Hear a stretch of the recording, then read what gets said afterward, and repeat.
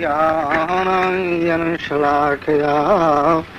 चक्षुर्मीलितं येन तस्मै श्रीगुरवे नमः।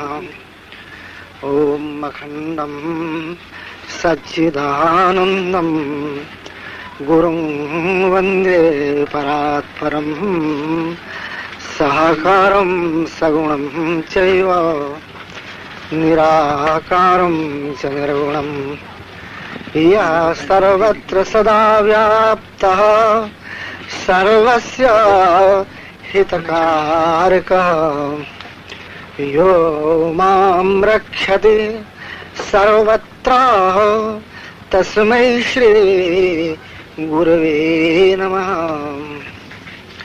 ओम।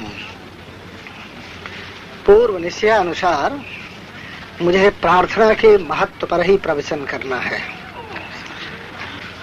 प्रार्थना के प्रसंग में मैं वैदिक प्रार्थना को, वेद के मंत्रों को प्रार्थना रूप में अधिक महत्व देता रहा हूँ। वैदिक प्रार्थना, वेद के मंत्र प्राचीन ऋषियों की वे अनुभूतियां हैं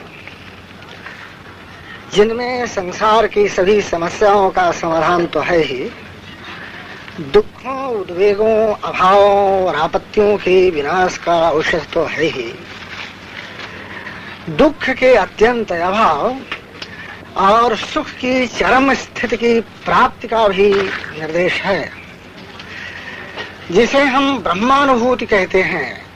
जिस निर्देश को हम शांति प्राप्ति कहते हैं, उस तरह का समस्त निर्देश हमारे वैदिक मंत्रों में, वैदिक प्रार्थना समूहों में निर्दिष्ट है, आरोपित है।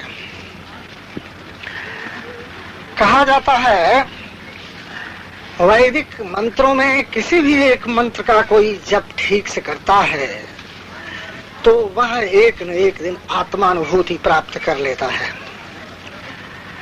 आत्मानुभूति को ही पुराण की भाषा में और कुछ दर्शनों की भाषा में ईश्वरानुभूति कहते हैं, और वेदांत की भाषा में विशेषतः केवल अद्वैत, शांकर अद्वैत की भाषा में उसे ही ब्रह्मानुभूति कहते हैं। तो हमारे वेद के मंत्र हमें लौकिक सभी समस्या समाहित पथ देते रहते हैं, साथ ही ब्रह्मांड की उन सभी बातों को बतला देते हैं, ब्रह्मांड के उन सभी विषयों को अनुभूत करा देते हैं, ब्रह्मांड के अदृश्य वस्तुओं को भी दृश्य करते हैं, दृश्यातीत जो ब्रह्म है उसकी अनुभूति भी कराते हैं। उन्हीं वैदिक मंत्रों में परमेश्वर की गायत्री भी है। इस गायत्री की कतिपय बार चर्चा चला चुका हूं, किंतु साधना की दृष्टि से और वह भी निकट से आज चर्चा चलानी है। यदि मन को व्यापक बनाया जाए, अर्थात हमारा मानस केवल हमारे कल्याण के लिए नहीं बल्कि विश्व के कल्याण के लिए है, ऐसा भाव रखा जाए, तो जहां मंत्र जपा जाता है उस मंत्र से आगे जहां तक दृष्टि जाएगी, जहां तक हमारे मन की लहरें जाएगी, वहां तक गायत्री मंत्र से रक्षा होगी। यूं कहा जाए कि विश्व में किसी प्रकार का कल्याण करना हो तो गायत्री मंत्र की बाह्य ध्वनि से कल्याण किया जा सकता है, किया जाता है। संसार के जितने प्रकार के कीर्तन होते हैं, प्रत्येक कीर्तन में यदि मानस भी साथ है तो वह कीर्तन गाने वाले का रक्षक है। गायत्री शब्द का एक अर्थ यह भी है, गायन्तम त्रायते यस्मात् तस्मात् सा गायत्री इति कथ्यते। गाने वाले को वह रक्षित रखती है, गाने वाले की रक्षा करती है जो शक्ति, उसे गायत्री कहते हैं। अपने इष्ट देव का ध्यान करते हुए या प्रणव का ध्यान करते हुए कोई भी मनुष्य यदि कीर्तन करता है, मानस उन कीर्तन के शब्दों के साथ है, तो निश्चित ही आदि व्याधियों से उन्मुक्त होकर सुरक्षित होता चलता है। उन भाग्यवानों की बात मैं क्या कहूं जो हंस गायत्री की जप धारा से अपने को खाली नहीं रखते। उन भाग्यवानों को क्या कहूं जिनकी कुंडलनी से बराबर जपध्वनि निकलती रहती है।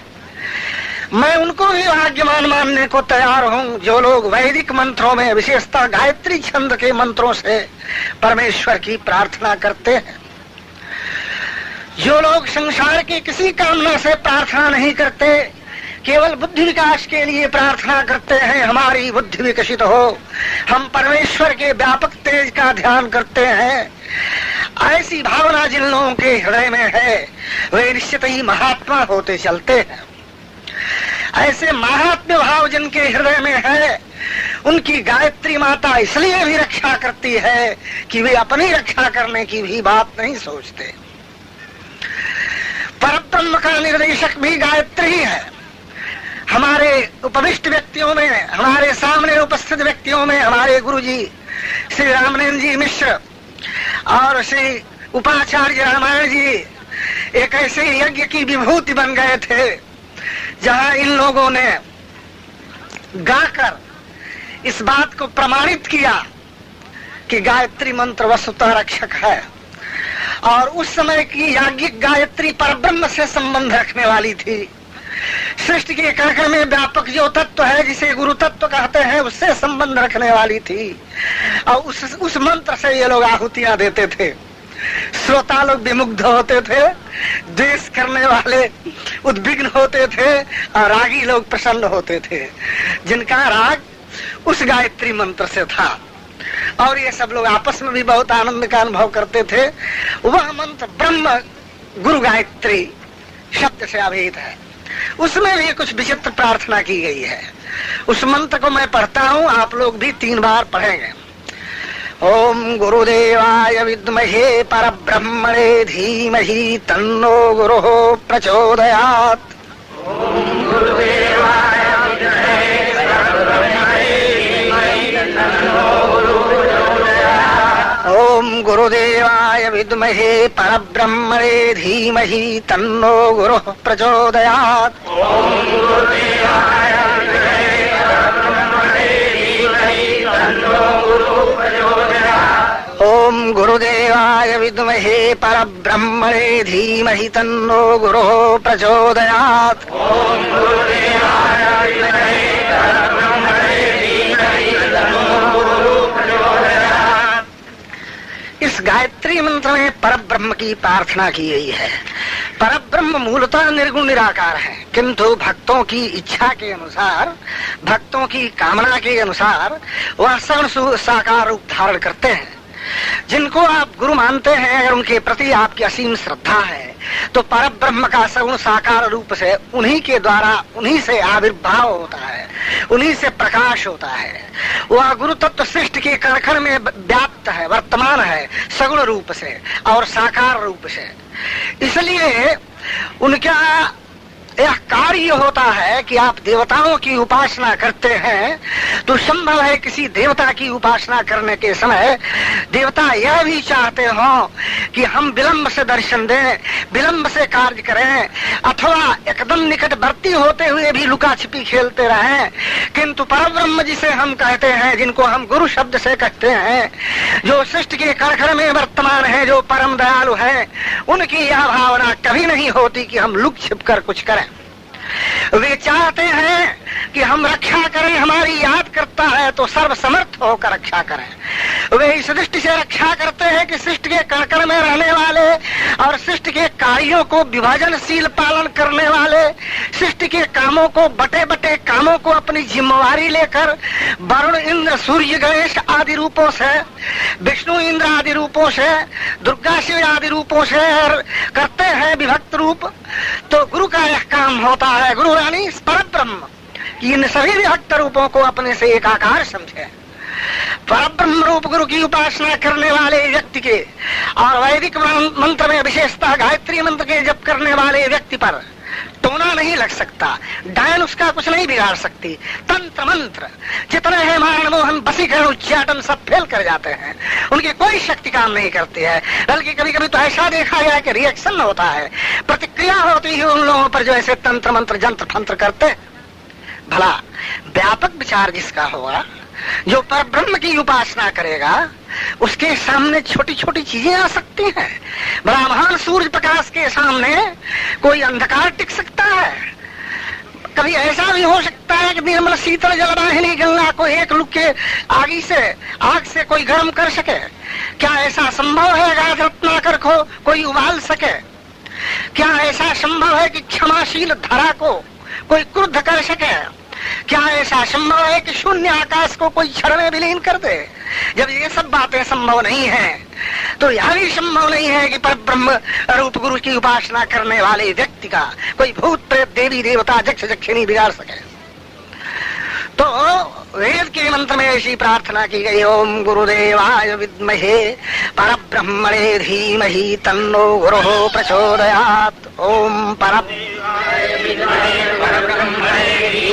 तन्नो गुरुः प्रचोदयात्। ओम गुरुदेवाय विद्महे परब्रह्मणे धीमहि तन्नो गुरुः प्रचोदयात्। ओम गुरुदेवाय परब्रह्मणे धीमहि तन्नो गुरुः प्रचोदयात्। हाँ, एक बात अवश्य है, इन बातों का प्रचार कौन करे कि ऐसे मंत्रों का जप करो जिन मंत्रों की चर्चा वेदों में है। कोई प्रचार अगर श्रेष्ठ व्यक्ति करता है जिससे आप मंत्र लेते हैं, तो वह तो अपना प्रचार करता है। कौन ऐसा निर्भय व्यक्ति है कि संसार की गालियां, निंदा और आलोचना सुनता हुआ भी यथार्थ को कहे? अगर कहे भी तो इसमें भय है। क्यों नहीं हीरो वर्शिप की बात समझी जाए? क्यों नहीं व्यक्ति पूजा की बात समझी जाए? क्यों वीर पूजा की बात क्यों नहीं समझी जाए? इसलिए इन सभी भयों से, इन्हीं सभी आतंकों से बचने के लिए हमारे वैदिक ऋषियों ने एक बड़ा अच्छा रास्ता निकाला। उन लोगों ने कहा कि देखो, यह ऐसा मंत्र है जो ब्रह्मांड में रहने वाले सबकी उपासना के लिए पूर्ण है। चाहे वह दुर्गा हो, सूर्य हो, गणेश हो, हनुमान हो, वटुक भैरव हो, ब्रह्म हो, गुरु हो, कोई भी हो, गांव का ब्रह्म ही क्यों नहीं हो। इस मंत्र के यदि अनुष्ठान किया जाता है, इस मंत्र का जब किया जाता है, तो जो गुरु है उनको इसके कहने में लज्जा नहीं है।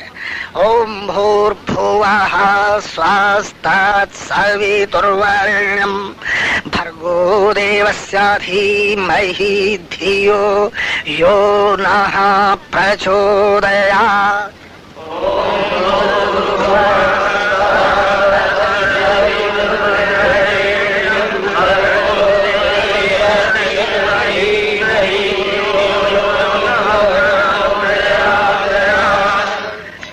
मंत्र की व्याख्या जितने दिनों में की जाए कम ही है, किंतु यह एक छोटा सा अर्थ समझने के लिए अगर कह दिया जाए कि ब्रह्मांड व्यापक है, उस परमेश्वर के जो सबको अपने अपने कामों में लगाते हैं, श्रेष्ठ तेज का हम ध्यान करते हैं, जो हमारी बुद्धि को अच्छे कामों में लगाए।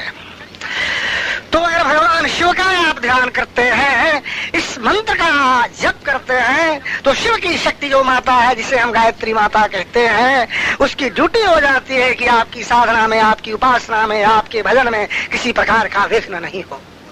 अगर भगवान शिव बाध्य हो जाए आपको दर्शन देने के लिए, अगर भगवान विष्णु का ध्यान करते हैं, तब भी वह भी तो सविता है, जो अपने अपने कामों में लगा। ईश्वर शिव लगाते हैं तो विष्णु भी लगाते हैं। सूर्य के उदय होने पर शुभ काम करने से सूर्य भी सविता है। कोई भी ऐसा देवता नहीं, कोई भी ऐसी देवी नहीं जिसको हम सविता न कह सके। सविता का अर्थ है जो सबको कामों में लगाए, जिसका हम निरंतर ध्यान करते हैं, वह हमारा इष्ट देव हमें कामों में लगाता है, वह हमारे लिए सविता है। तो हम जिसका ध्यान करते हैं, उसी के ध्यान में हम इस मंत्र का जप कर सकते हैं, गायत्री मंत्र का, और हमको करना भी चाहिए। इसलिए करना चाहिए, गुरुवर्ग भी इस मंत्र को डंके की चोट से कह सकता है कि इसमें कहीं गुरु शब्द नहीं आया है, किंतु जो श्रेष्ठ तत्व है, ब्रह्मांड व्यापक है, जिसको गुरु ब्रह्म या जिन शब्दों से विष्णु, राम, कृष्ण, दुर्गा, हनुमान, सूर्य आदि शब्दों से कह सकते हैं, उस तत्व का वर्णन इस मंत्र में है। इसलिए इस मंत्र का जप प्रत्येक व्यक्ति को करना चाहिए। ब्राह्मणों को तो निश्चित करना चाहिए, क्योंकि गायत्री से जो विहीन है, ब्राह्मण क्षत्रिय वैश्य, उन्हें विषहीन सर्प की उपाधि दी गई है। और इनके अतिरिक्त भी जिस किसी जाति के हों, ईश्वर ब्रह्म किसी के बांटे हुए नहीं है। उस ब्रह्म की उपासना करने के लिए, ईश्वर के किसी स्वरूप की उपासना करने के लिए इस मंत्र का जप करना चाहिए। जो लोग इस बात को स्वीकार नहीं करते हैं, वे लोग भी अगर आयोग की ध्यानमयी क्रिया करते हैं, अगर वे चक्र भेदन क्रिया करते हैं, अगर कोई भी श्रेष्ठ क्रिया करते हैं, तो उन लोगों के भीतर इस मंत्र से ऐसी शक्ति प्राप्त होती है और इस बात को अनुभव करते हैं कि इसको हम छोड़ नहीं सकते, इसके बिना हमारी स्थिति नहीं है। हमारे सभी मन स्तरों में और हमारे प्राणों में, हमारे इंद्रियों में, हमारे शरीर और शरीरातीतावस्था में यह मंत्र व्याप्त है। जो कुछ हम देख रहे हैं, देखे और हमने देखा है, वो उसी की व्याख्या इस मंत्र में है। और भूत भविष्य वर्तमान काल्पनिक ही सही, इनसे हमारा छुटकारा नहीं होगा। अगर इनसे हमारा छुटकारा नहीं है तो गायत्री मंत्र से भी हमारा छुटकारा नहीं है। हम शब्दता इसका जप करें या न करें, किंतु अर्थतः हमको इसका जप करना पड़ता है। हम चाहे साधन भजन योग की क्रियाएं करें या न करें, किंतु जाने या न जाने सत कार्य हम करते हैं। अगर हम सत्कर्म में लगे हुए हैं तो हम गायत्री मंत्र की व्याख्या जीवन में उतार रहे हैं। इसलिए हर मनुष्य को चाहिए कि अपने इष्ट देव का जो मंत्र जपते हैं, अपने इष्ट देव का ध्यान करते हैं, वह तो करे ही, लेकिन मन में किसी प्रकार का उद्वेग हो, कोई भी हाहाकार हो, किसी प्रकार की चंचलता आ जाए, अपने प्राप्त मंत्र में किसी प्रकार का अगर अविश्वास हो, कोई भी ऐसी स्थिति आ जाए कि हम घबराहट में है, ऐसा भाव आ जाए कि हमने पाप किया है, हमारा उद्धार नहीं होगा, ऐसा भाव आ जाए कि हमारा कोई सहायक नहीं है, ऐसी स्थिति में वैदिक गायत्री का, किसी गायत्री का या जिसका मैंने पाठ किया है, इस गायत्री का जप किया जाए।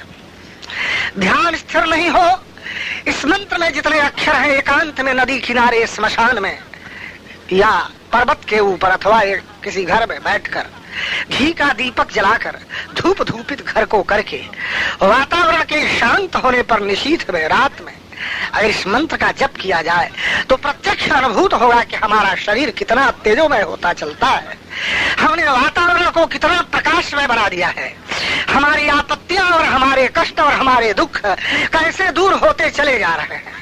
इनकी अनुभूति हम जप काल में ठीक से करेंगे। आप जिस किसी मंत्र का जप एकांत में रात में करेंगे, आपको यह अनुभूत होगा कि हम सामान्य स्तर से ऊपर उठते चले जा रहे हैं। हमारी जितनी बुराइयां हैं जो हमारे द्वारा की जाती है, अवश्य अल्प हो जाएगी, कम हो जाएगी, ऐसा आपका भाव होगा। और उसके बाद जिस मंत्र का आप जप करते हैं, उस मंत्र की जो अधिष्ठात्री शक्ति है, वह शक्ति प्रसन्न होकर वरदान देने के लिए लालायित रहेगी। वह ब्रह्म की शक्ति हमारे सामने आकर हमसे कहेगी वरम ब्रूहि वर मांगो। तब हमें सतर्क और सचेत रहना चाहिए, छोटी मोटी कामनाएं नहीं मांगनी चाहिए। हमें वह वस्तु मांगनी चाहिए जिस वस्तु के मांगने पर कोई वस्तु मांगने को शेष नहीं रह जाती। हमें वह बात पूछनी चाहिए जिस बात के पूछने पर कोई बात पूछने को शेष नहीं रह जाती। और हमें ऐसा सुदिव्य दर्शन प्राप्त करना चाहिए, हमको ऐसे दर्शन और संगत करने चाहिए जिनके बाद किन्हीं दर्शनों की आवश्यकता नहीं हो। हमें यह कह देना चाहिए कि त्वमेव माता पिता त्वमेव, त्वमेव बंधुश्च सखा त्वमेव, त्वमेव विद्या द्रविणम त्वमेव, त्वमेव सर्वम मम देव देव। हमें कहना चाहिए कि मत्समापात की नास्ति पापघ्नि तत्समानहि एवं ज्ञात्वा महादेव यथा योग्यम तथा कुरु। हमें कहना चाहिए माता च पार्वती साक्षात् पिता देवो महेश्वरः बान्धवास्यो भक्तास्यो स्वदेशो भुवनत्रयम्। हमें यह कहना चाहिए जैसे व्यास ने कहा है कि न मे रिपुर न मे मित्रम न मे कश्चित् परात् परः सर्वे मित्राणि जानन्ताम् सर्वञ्च कुशलम् भवेत्। हमें यह कहना चाहिए कि सारा संसार सत्पथ की ओर चले। हमें यह कहना चाहिए हमारी आत्मा जो आपसे अभिन्न है सो एकीकृत हो जाए और संसार की लीलाओं का हमें अनुभव हो। हम जिन मिथ्या चीजों की ओर भागते चले जा रहे हैं उनको छोड़कर हम सत्य की ओर बढ़े, जो सत्य का स्वरूप आपका है। हमारे मन की लहरें तमाम मन में निलीन होती हुई बुद्धि वृत्ति में बनकर आपसे एकीकृत और एकीभूत हो जाए। तो हमारे वैदिक विद्वानों ने, वैदिक महर्षियों ने जिन मंत्रों का उद्भावन किया, आज जो प्रार्थना की, उन प्रार्थनात्मक मंत्रों में गायत्री मंत्र का विशेष स्थान है। जिस किसी देवता की गायत्री हो, अथवा पूर्ण ब्रह्म की गुरु की गायत्री हो, या ओम भूर्भुवः स्वः तत्सवितुर्वरेण्यं भर्गो देवस्य धीमहि धियो यो नः प्रचोदयात्, यही गायत्री हो। इसका जप करते हुए हमको अपने इष्ट देव का ध्यान करना चाहिए और अंतिम सफलता प्राप्त करनी चाहिए। जो व्यक्ति अपने जीवन काल में अपनी शारीरिक स्वस्थावस्था में ध्यान और जप नहीं करेंगे, आपत्तियों के आने पर, शरीर शिथिल होने पर और अस्वस्थावस्था में क्या करेंगे, जब घबराहट में केवल बाप दादा ही शब्द उच्चरित होते हैं। इसलिए जीवन का प्रत्येक क्षण व्यर्थ न जाए, जब ध्यान से खाली न रहे, वैदिक ऋषियों के समान इन बातों पर ध्यान दिया जाए और ऐसा सोचा जाए, ऐसा किया जाए।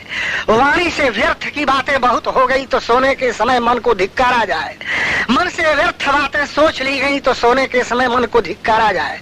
ऐसे काम कर दिए गए जिन कामों का करना उचित है तो इनके लिए मन को धिक्कारा जाए। ऐसा करने से मनुष्य जहाँ है वहाँ से ऊपर उठता है, वह प्रकाश की ओर जाता है और दुखों पर विजय प्राप्त करता है। तो वैदिक प्रार्थना में इस गायत्री मंत्र का अवश्य ही विशेष महत्व है।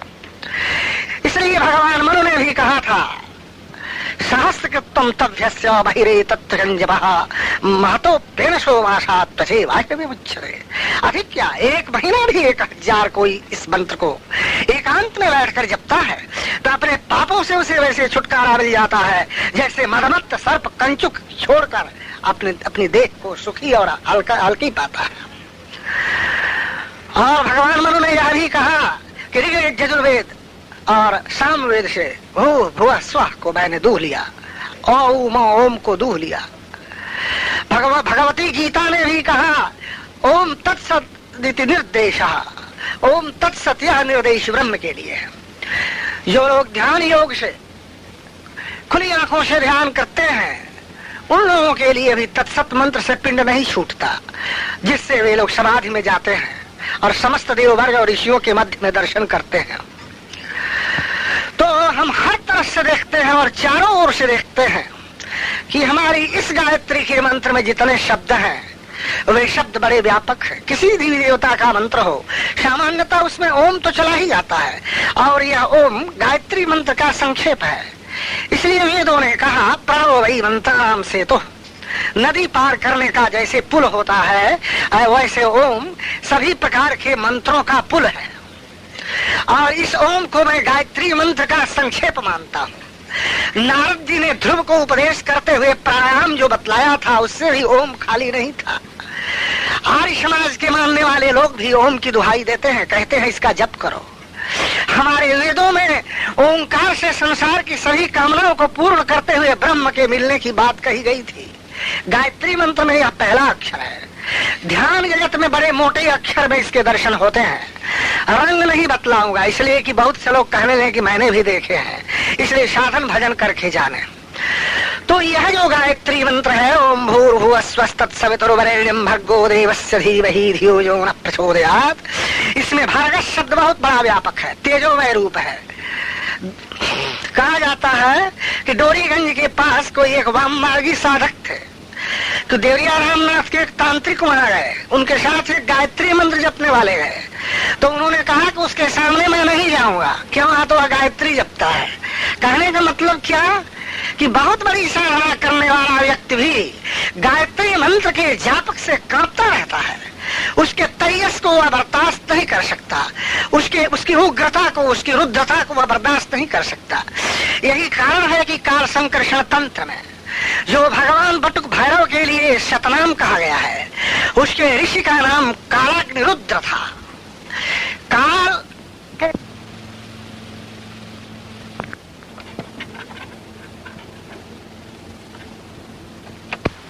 भगवान शिव की पत्नी। अब दूसरा अर्थ होता है वह ब्रह्म शक्ति जिससे सारे संसार की उत्पत्ति हुई है। जो लोग भगवान शिव की उपासना करते हैं उन लोगों को भी अगर आत्मीयता, ममता की आवश्यकता होती है तो वे पार्वती से अधिक स्नेह प्राप्त करने की, अधिक वात्सल्य प्राप्त करने की इच्छा रखते हैं। वे लोग कभी ऐसा भी कह देते हैं कि मैं माँ तुम्हें भगवान शिव से भी अधिक मानता हूँ। कदाचित ऐसा कहने से पिता रूप भगवान शिव प्रसन्न ही होते हैं। तो यह तो रही बात भवानी को जो पार्वती मानता है ऐसे भक्त के लिए।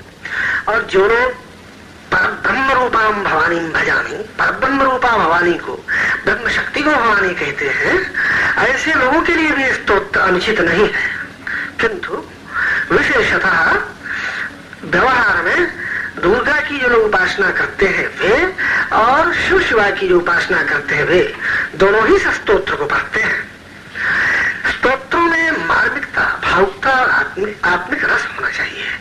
कहने का मतलब यह कि हृदय के जितने अभाव है, जितने प्रकार के दैन्य है, जो दुख है, जो अशांति है, हाहाकार है, सबको स्तोत्र के माध्यम से बाहर निकाल देना चाहिए।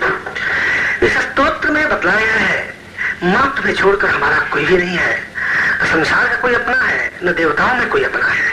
अब मैं स्तोत्र आरंभ करता हूँ।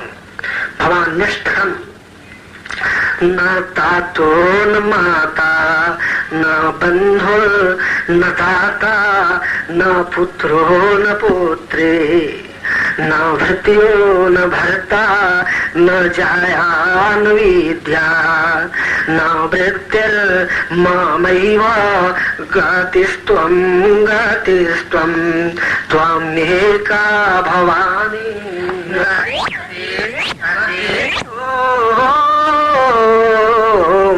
भावावधाव पारे महादुःख भेयो प्रपाति प्रकामी प्रलोभी प्रमत्ता कुसंसार पाशा प्रबद्धा सदां गतिस्त्वं गतिस्त्वं त्वमेका भवानी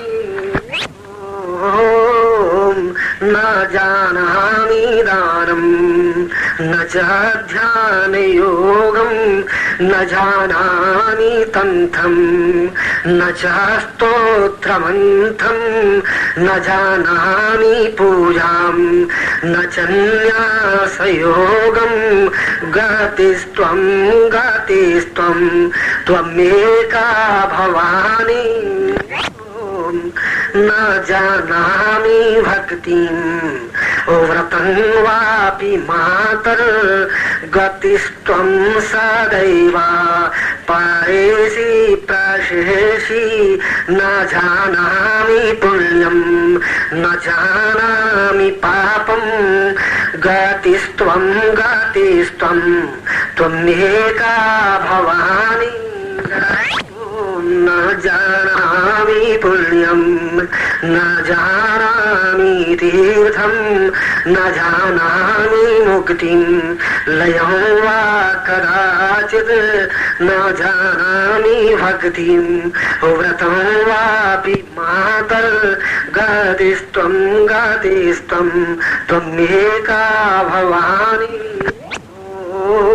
कुकर्मी कुसंगी कुबुद्धि कुदास कुलाचारहीन कदाचारलीन कुदृष्टि कुवाक्य प्रबन्ध सदां गतिस्त्वं गतिस्त्वं त्वमेका भवानी प्रजेशं रमेशं महेशं सुरेशं दिनेशं निशीथेश्वरं वा कदाचित् न जानामि चान्यत् सदां शरण्ये गतिस्त्वं गतिस्त्वं त्वमेका भवानी विवादे विषादे प्रमादे प्रवासे जले चाले पर्वते शत्रुमध्ये आरण्ये शरण्ये सदा मां प्रपाहि गतिस्त्वं गतिस्त्वं त्वमेका भवानी अनाथो दरिद्रो जरारोग युक्तो क्षीण दीना सदा जाड्य वक्ता विपत्तौ प्रविष्टः प्राणाष्टः सदाहंकाराचार्य कृतम् भवान्यष्टकम् सम्पूर्णम्। ओम श्री सद्गुरवे नमः। ओम ब्रह्मरूपा पावयन्ते जगत्त्रयम् ऋषयो मुनयश्चापि गन्धर्वा किन्नरास्तथा येनाथ गुरुवर्गेण जीवन्ते तन्नमो नमः। नमो भगवते देवाय व्यासाय परमात्मने विस्तृतः वेद विनया पुराणानि तथैव च। ओम श्री अखंडाय सच्चिदानंदाय गुरवे नमः। मैं उस शक्ति को नमस्कार करता हूँ जिस शक्ति की कृपा से संसार का समस्त कार्य संचालित होता है। उसी शक्ति के बारे में भगवान विष्णु की निद्रितावस्था में ब्रह्मा ने कहा था, हम अर्थात मैं विष्णु और रुद्र जिसके संकेत से सृष्टि प्रलय संहार कार्य करते हैं, सृष्टि पालन संहार कार्य करते हैं, वह शक्ति सर्वतः श्रेष्ठ है और वह शक्ति भगवान विष्णु की निद्रा को भंग करे, जिससे वह भगवान विष्णु दैत्यों का नाश करे, मधुकैटभ नामक दैत्यों का। वह शक्ति संसार के समस्त कार्यों का संचालन करती है और संसार से ऊपर के कार्यों के संचालन की बात जब आती है, संसार के ऊपर का कार्य है ही क्या? ईश्वरोपासना, ब्रह्म प्राप्ति, आत्मज्ञान। उसकी जब चर्चा आती है तो उस प्रकृति का दूसरा नाम गुरु हो जाता है। यही कारण है कि कुछ लोग अपनी सुविधा के लिए गुरु को प्रकृतिश कहते हैं। यह एक सुविधा भी कही जा सकती है, लेकिन सारे विश्व की जो माता है, अधिक या अपनी पुत्री भी दुर्गा भाव से जब पूजित होती है तो उस शक्ति की महत्ता को कम नहीं किया जा सकता। उसकी ही कृपा से सामान्य मनुष्य भी अपने आत्मज्ञान को प्राप्त कर लेता है। आत्मज्ञान प्राप्ति के बाद, अंधकार रहित होने के बाद, संदेह विगलित होने के बाद उसको गुरु कहते हैं। गुरु शब्द स्वयं आप अपने में व्यापक है, किंतु वह अर्थक इसका प्रयोग होता है। इसलिए सामान्य गुरु की अपेक्षा आध्यात्मिक मार्ग पर सुचारू रूप से चलाने और आत्मज्ञान प्राप्त कराने वाले गुरु को सद्गुरु कहते हैं। सत शब्द का संबंध सत्ता से अगर लिया जाए तो यह कहा जा सकता है कि संसार की जितनी सत्तात्मक स्थिति है, यानी संसार की जो वर्तमानता है या संसार की जो संसारता है, वही अगर गु अंधकार है तो उसको दूर करने वाला जो है वह सद्गुरु है। मध्यकाल के साधकों ने सत का शब्द अवधि और ब्रज से जोड़ते हुए सत्य के तद्भाव में माना है। ऐसी स्थिति में सदगुरु का अर्थ सत्य गुरु भी करते हैं, जो गुरु सत्य के पास पहुंचा दे। किंतु मेरी भाषा में विशेषतः आज व्यास का दिन है, व्यास की तिथि है, अतः व्यास की पौराणिक भाषा में सत कहते हैं सत्ता को, सत कहते हैं उस प्रकृति को जो सृष्टियात्मक है। तो उसके ऊपर जो बढ़ाने वाला गुरु होता है, उस गुरु को सद्गुरु कहते हैं। सद्गुरु का काम कदाचित यह भी होता है कि वह सांसारिक कार्यों की भी सफलता में सहयोग करे। मेरा अपना विचार है कि दीक्षा क्रम में जिस गुरु की प्रथम दीक्षा हो जाती है, यानी जो प्रथम दीक्षा प्राप्त करके भी गुरु कार्य करता है, उस व्यक्ति को भी सद्गुरु कह सकते हैं। और जिसकी प्राणमयी दीक्षा होती है, जो प्राणों का संचार नीचे से ऊपर तक कर सकता है, ऐसे गुरु को हम विष्णु गुरु कहते हैं। और ऐसे गुरु को चित गुरु भी कहा जा सकता है, जिस चित गुरुता की समाप्ति मनोमय दीक्षा काल में होती है।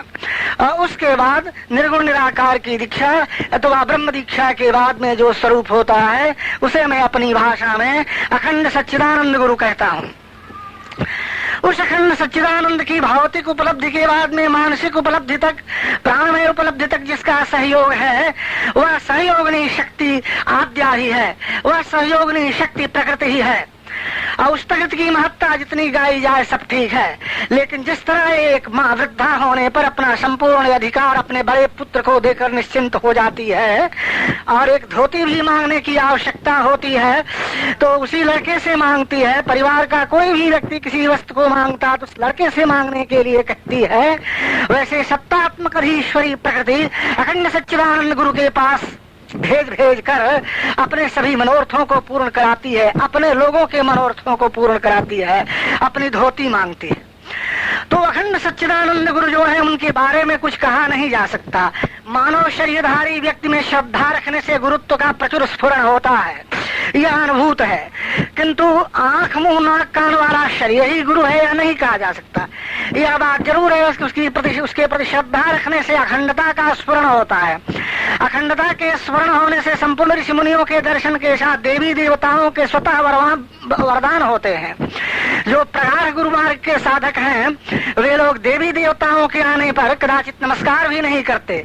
यह उत्तम है या अनुत्तम है विचार का विषय है, लेकिन कतिपय साधक को मैं जानता हूँ, बहुत से ऐसे साधकों को जानता हूँ जिन लोगों के चक्रों में देवी देवता आते हैं तो वे अपने गुरु की अनुपस्थिति में दूसरे देवी देवताओं को देखकर शस्त्र प्रहार तक कर देते हैं, जिससे रक्त प्रवाह होता है। मेरी समस्या बहुत अनुचित हो या उचित हो मैं नहीं कह सकता, मैं तो किसी को दुख देना अनुचित मानता हूँ जहाँ तक बन पड़ता है, पर ऐसे साधकों को मैं दृढ़ साधक मानता हूँ। ऐसे दृढ़ साधकों के जीवन में एक प्रकार की विघ्न बाधाएं आती हैं, उन विघ्न बाधाओं को अगर आप अपने आत्म बल से संभाल सकने की सामर्थ्य रखते हो, सांसारिक और भौतिक विघ्न बाधाओं को संभाल सकने की सामर्थ्य रखते हो, तब तो ऐसे देवताओं से जो साधन के क्रम में आते हैं वे लोग निश्चेष्ट हो सकते हैं, वे लोग प्रयत्न रहित हो सकते हैं, वे लोग ऐसे देवताओं से, ऐसी देवियों से निरपेक्ष हो सकते हैं। लेकिन जिन लोगों का मानस बल इतना प्रौढ़ नहीं है, ऐसे व्यक्तियों को चाहिए कि सामान्य प्राणियों से लेकर उन देवी देवताओं से भी वरदान प्राप्त करें। वरदान प्राप्त ही नहीं करें, अगर ऐसा करने की इच्छा नहीं हो तो कम से कम उनका सम्मान करें, उनको सामान्य नमस्कार दें जैसे भौतिक जगत के लोगों को सामान्य नमस्कार देते हैं। ऐसा करने से वे लोग निश्चित रूप से अपने साधन क्षेत्र में सफल होंगे, भौतिक तथा अन्य विघ्न बाधाओं को दूर कर सकेंगे। तो उस आद्या शक्ति ने अखंड सच्चिदानंद गुरु रूप में जिसको ढाल दिया उसी के अधिकार में संपूर्ण संचालन भार दिया। इसलिए चित्त शक्ति जो है उस चित्त शक्ति का संबंध पालन से है, कदाचित संहार की भूमिका तक है। आनंद शक्ति से संबंध प्रलय का है, और सच्चिदानंद गुरु, अखंड सच्चिदानंद गुरु ही तो ब्रह्म होते हैं, उनको सगुण साकार कहने में भी संकोच होता है। तो वह जो स्थिति है उस स्थिति का आज यह पर्व है। इस पर्व में अपने अपने गुरुओं के प्रति श्रद्धा रखते हुए या सर्वस्व समर्पण करते हुए व्यक्ति साधन क्षेत्र में वहां पहुंच जाते हैं जहां से मार्ग नहीं, जहाँ से पथ नहीं, जहाँ से पाथेय नहीं, जहाँ से गंतव्य नहीं, जहाँ सब कुछ है और उसके बाद कुछ भी नहीं। अगर कुछ भी नहीं है तो वही सब कुछ है, उसे ही मैं अखंड सच्चिदानंद गुरु कहता हूँ। और ब्रह्म वेदांत यानी अद्वैत वेदांत, केवलाद्वैत के मानने वाले भगवान शंकराचार्य जी उसी को शून्य कहते हैं। इस संबंध में थोड़ा हम लोग कीर्तन कर लें। ओम श्री गुरुदेव जय जय गुरुदेव, जय गुरुदेव जय जय गुरुदेव।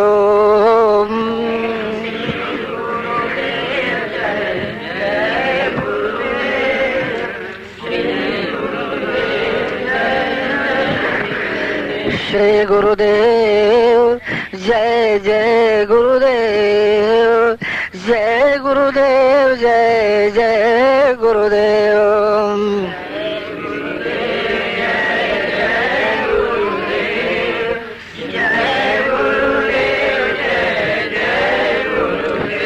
श्री गुरुदेव जय जय गुरुदेव, जय गुरुदेव जय जय गुरुदेव।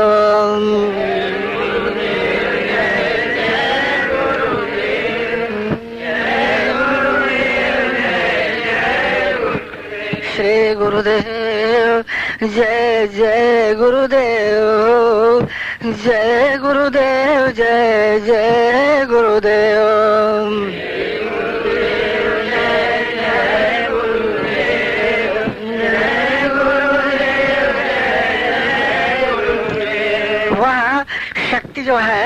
वह सभी देवी देवताओं में भी किंचित और अधिक रूप से वर्तमान है।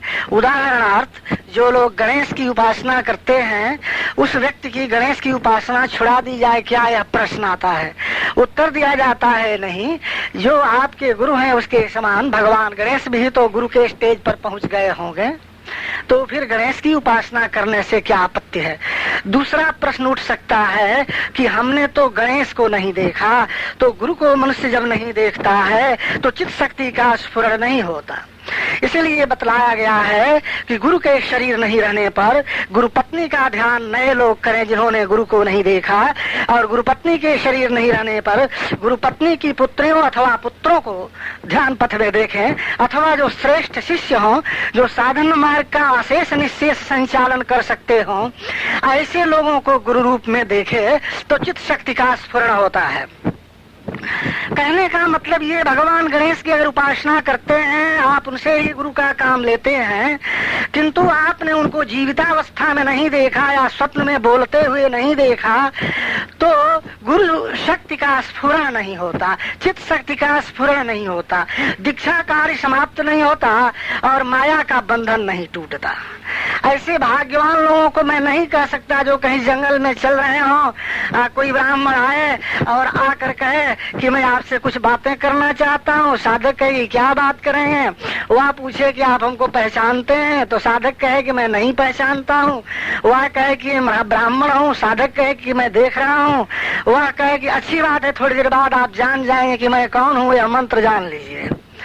और उस ब्राह्मण ने उपदेश दिया, आंखें मूदी तो देखा कि गणेश जी वर्तमान है, उसी ब्राह्मण की आवाज में बोल रहे हैं। तो ऐसे भाग्यवान व्यक्ति हो, उनके लिए चित्त शक्ति के स्फुरण का कोई अनुचिंतन नहीं है। ऐसे लोग तो सफल हो सकते हैं। ऐसे हनुमान हो, दुर्गा हो, शिव हो, राम हो, कृष्ण हो, विष्णु हो, एक्सेप्शन टू द रूल, अपवाद भूत सिद्धांत तो सब जगह है। लेकिन सामान्य स्थिति में जब तक गुरु के प्रति अखंड और निश्चल श्रद्धा नहीं होती, तब तक साधन पथ का कोखा भी नहीं मालूम होता। जो लोग पुस्तकों से साधना करते हैं योग की, उनको बहुत दूर तक अनुभूतियां होती हैं, ऐसी बात नहीं कह सकते। वहां से ही आवाज होती है गुरु की खोज करो। तो इस तरह यह संपन्न हुआ इस गुरु पूर्णिमा के दिन के अवसर पर कि बिना गुरु के साधना नहीं हो सकती। हाँ, किसी किसी व्यक्ति की कोई भी बात सुनकर भजन किया जा सकता है। भजन करने पर आप यह नहीं खोज सकते कि मैंने भजन किया तो सार्वमानसिक सफलता जीवन में क्यों नहीं मिली।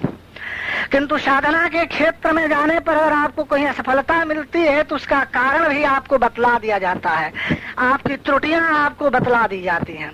यह सब करने वाला कौन है? वही अखंड सच्चिदानंद गुरु है। उस अखंड सच्चिदानंद गुरु को मैं बार बार नमस्कार करता हूँ। उस अखंड सच्चिदानंद गुरु को बतलाया किसने? भगवान व्यास ने। भगवान व्यास वेदों का विस्तार कर सरल भाषा में पुराणों उपपुराणों की सरस रचना नहीं करते तो कदाचित भारतीय संस्कृति के अंगभूत देवी देवताओं की उपासना को हम भूल जाते। कदाचित दर्शन की कठिन भाषा हमारी समझ में नहीं आती तो ईश्वर के स्वरूप का मधुर रसपान हम नहीं कर सकते। कदाचित पुराणों में भगवान व्यास ने नाम की महिमा का यशोगान नहीं किया होता तो निश्चित रूप से हम नामस्मरण और मंत्र जप से खाली होते। अगर भगवान वेद व्यास ने पुराणों में दिनचर्या रात्रिचर्या की चर्चा नहीं चलाई होती, अगर उन्होंने योग के चक्रों और कुंडलनी की बात नहीं कही होती, अगर उन्होंने तांत्रिक सहन और घोर और शव उपासना की बात की चर्चा नहीं चलाई होती तो निश्चित रूप से हम उपासना जगत की वस्तु को भूल जाते। अगर वह भगवान व्यास हमारे सामने यह कहकर नहीं जाते परोपकार पुण्याय पापाय परिपीडनम, तो स्वार्थांध मनुष्य कदाचित मानवों को भी जीवितावस्था में खाने की सफल चेष्टा कर जाता। उस भगवान व्यास को मैं बार बार नमस्कार करता हूँ जिस भगवान व्यास ने अपार संसार समुद्र सत्तात्मक समुद्र में भारत नामक महायान प्राणियों को भी तर्क ब्रह्म से मिलने की परिधि सीमा समाप्त कर दी। उस भगवान वेद व्यास को नमस्कार करता हूँ जिन्होंने देवताओं के पराजित होने पर देव शक्ति सम्मिलित शक्ति की आराधना कर विश्व विजय की शंख ध्वनि करी। और उस मैं भगवान वेद व्यास को नमस्कार करता हूँ जिन्होंने यह बतलाया कि साधना के परम क्षेत्र और योगी से भगवान शिव की कृपा साधना जगत में अपेक्षित है। जिन्होंने यह बताया कि भगवान राम के नाम के जप करने से संसार और संसारेश दोनों से संबंध मिल जाता है। जिस भगवान वेद व्यास ने यह बतलाया कि भगवान विष्णु की उपासना करने से मनुष्य पालन शक्ति संपन्न होता है, जिन्होंने यह बतलाया बटुक भैरव और हनुमान की उपासना किए बिना साधकों की सुरक्षा नहीं हो सकती, भला ऐसे भगवान वेद व्यास को हम भूल सकते हैं? जिस भगवान वेद व्यास ने वेदांत की रचना कर समस्त संसार की माइकता को, समस्त संसार के अंधकार को, समस्त संसार के बंधनों को प्रकाशाभिमुख कर वह पथ प्रदान किया जिसकी भेड़ी ध्वनि आज भी हमें सुनाई पड़ती है। आनंदम ब्रह्मोति ब्रह्मेति व्यजानात, ब्रह्म का स्वरूप आनंद है, उस ब्रह्म को जानो। संसार का कोई भी प्राणी यह नहीं चाहता मैं दुख संभिन्न हूँ, तो दुख संभिन्न व्यक्ति ही मनुष्य यह भी सोच सकता है कि संसार ऐश नहीं है, और दुख संभिन्न व्यक्तिता वहीं से समाप्त हो जाती जहाँ से आनंद का समुद्भव होता है। वह आनंद का समुद्भव वेदांत दर्शन के श्रेष्ठ रचयिता भगवान वेद व्यास का ही किया हुआ है। उसी भगवान वेद व्यास ने हमको यह भी बतलाया कि संसार के सभी अंधकारों से दूर कर मृत्यु से प्रकाश की ओर और अमरता की ओर ले जाने वाला जो तत्व है, वह तत्व जो है सर्वश्रेष्ठ तत्व है, वही ब्रह्म तत्व है और वही गुरु तत्व है। तो जिस भगवान वेद व्यास ने समस्त संसार के सामने शक्ति और देवताओं की महिमा गाई, विष्णु राम कृष्ण शिव की चर्चा चलाई, उस भगवान वेद व्यास ने अपने लिए कहीं एक पंक्ति भी नहीं लिखी कि मैं ही भगवान हूँ। अगर श्रीमद् भारत में चर्चा भी है तो वह वैशंपायन सूत आदि का संपादित संस्करण है। तो इस तरह हम देखते हैं कि परोपकारी और त्यागी भगवान वेद व्यास स्वयं ही भगवान थे, जिन्होंने अपने को गुरु शब्द कहने से भी वंचित रखा। अगर ऐसी बात रही होती तो अपने उत्पन्न और यौनाभिमुख किंतु कुमार शुक को बृहस्पति के पास पढ़ने के लिए नहीं भेजते, गुरु के पास भेजते हुए भगवान वेद व्यास ने गुरु की महिमा बढ़ाई। यद्यपि गुरु शास्त्र की मर्यादा और परिभाषाओं की रचनाएं भगवान वेद व्यास नहीं की थी। ऐसे त्यागी महापुरुषों को मैं बार बार नमस्कार करता हूँ और वे भी व्यास से अभिन्न हैं। और आदि माता आदि शक्ति को नमस्कार करता हूँ, जिसके संचालन के बिना, जिसके कृपा के बिना हमारी वाणी भी बाहर नहीं निकल सकती। गुरुत्व का स्थिरत्व और गुरुत्व की सत्तात्मकता जहाँ वर्तमान है, उस प्रकृति को मैं भूर भूर नमस्कार करता हूँ, जिस प्रकृति ने सामान्य मनुष्य को भी साधना जगत में भेजकर और भोगों को भुगाकर और भोगों को भुगाती हुई ब्रह्म स्वरूप बना देती है। जिस ब्रह्म स्वरूप के निर्गुण निराकार मंत्र को जपने वाले मानव संपूर्ण सगुण साकार राज्य पर अधिकार करते हुए निर्गुण निराकार राज्य में प्रविष्ट दूसरों को निर्गुण निराकार राज्य में प्रविष्ट कराते हैं। ऐसे भगवान, ऐसी भगवती, ऐसे भगवान और भगवती के गुरु और ऐसे भगवान, ऐसे भगवती और ऐसे गुरु के संस्कारक, संचालक, संपादक, व्यवस्थापक और प्रकाशक भगवान वेद व्यास को भूल भूल नमस्कार करता हूँ। और उस भगवान वेद व्यास को नमस्कार करने से ही क्या आद्या शक्ति का नमस्कार नहीं हो गया? क्या उस भगवान वेद व्यास के नमस्कार करने से ही संपूर्ण आचारों विचारों का नमस्कार नहीं हो गया? क्या उस भगवान वेद व्यास के नमस्कार करने से सगुरुभ्यो नमः, परम गुरुभ्यो नमः, परमेष्ठ गुरुभ्यो नमः, परात्पर गुरुभ्यो नमः आदि यौगिक तांत्रिक पूजाओं का संस्कार उपलब्ध नहीं हुआ? यदि हाँ, तो निश्चित ही भगवान वेद व्यास भी समस्त संसार के गुरु हैं, उनको भी मैं भूर भूर नमस्कार करता हूँ। और उस गुरु तत्वाद्या शक्ति भगवान वेद व्यास से प्रार्थना करता हूँ कि आप लोगों की भी क्रमशः बुद्धि ऐसी ही हो कि गुरु अपने अपने गुरु में श्रद्धा हो। आज अभी इतना ही, फिर शाम को ओम शांति शांति शांति। यदक्षर पदभ्रष्टम मात्राहीनं च यद् भवेत् तत्सर्वं क्षम्यतां देव प्रसीद परमेश्वर, तत्सर्वं क्षम्यतां देवी प्रसीद परमेश्वरी। ओम शांति शांति शांति। हेलो, अब थोड़ा कीर्तन भी आप लोग कर लें तो अच्छा है। ओम आनंद आनंद आनंद, ओम ओम आनंद आनंद आनंद, ओम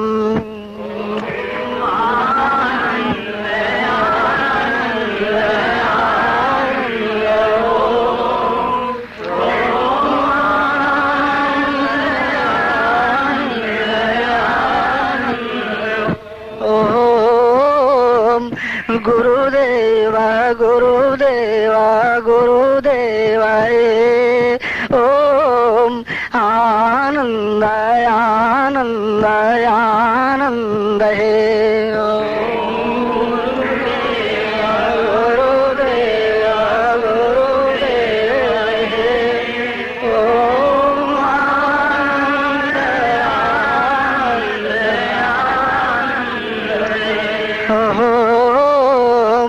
गुरुदेव गुरुदेव गुरुदेव ओम आनंद आनंद आनंद ओम गुरुदेव गुरुदेव गुरुदेव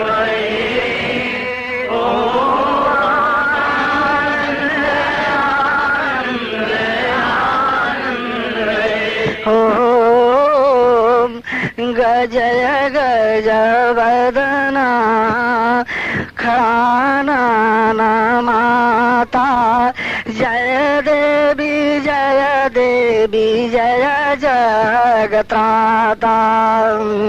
जय गज वदना खानन माता जय देवी जय देवी जय जगत्राता। जय गज वदना करानन माता जय देवी जय देवी जय जगत्राता। जय वदना करानन माता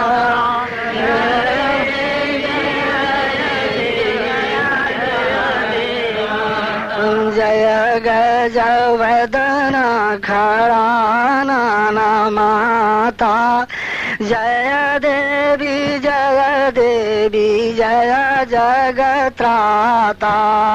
जय गज वदना खड़ानन माता जय देवी जय देवी जय जगत्राता।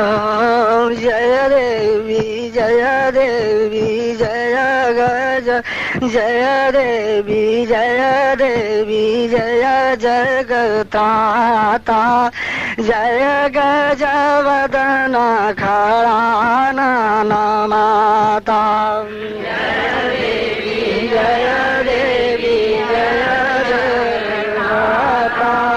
जय गज वदना खड़ानन ओम जय देवी जय देवी जय जगत्राता। जय गज वदना खड़ानन माता जय देवी जय देवी जय जगत्राता। जय गज वदना खड़ानन माता देवी पूजी पद कमल तुम्हारे सुर नर मुनि सब सुखारे। देवी पूजी पद कमल तुम्हारे सुर नर मुनि सब देवी पूजी पद कमल तुम्हारे सुर नर मुनि सब सुखारे। देवी पूजी पद कमल तुम्हारे सुर नर मुनि सब सुखारे। मोर मनोरथ जानहु नीके बसहु सदा ओरा पूरा सबाही के। मोर मनोरथ जानहु नीके बसहु सदा ओरा पूरा सबाही के। कहा जाता है कि जगदम्बा माता सीता को विश्वामित्र के समान कोई गुरु नहीं मिला था, इसीलिए उन्हें माँ की पूजा करनी पड़ी वरदान के लिए। जो काम माँ के चरण कमलों की पूजा करने से सीता माता को मिला, प्राप्त हुआ, अनायास ही विश्वामित्र के संकेत और संचालन से भगवान राम को प्राप्त हो गया। इसलिए भी यह मालूम होता है कि प्रकृति के क्षेत्र में अथवा भक्ति के क्षेत्र में अथवा तंत्र के क्षेत्र में अंशतः सर्वांशतः और विशेषतः जो महिमा माँ की है, कदाचित सर्वांशतः महिमा गुरु की है। इसलिए थोड़ा और कीर्तन करें। ओम आनंद आनंद आनंद हे, ओम गुरुदेवा गुरुदेवा गुरुदेव हे। ओम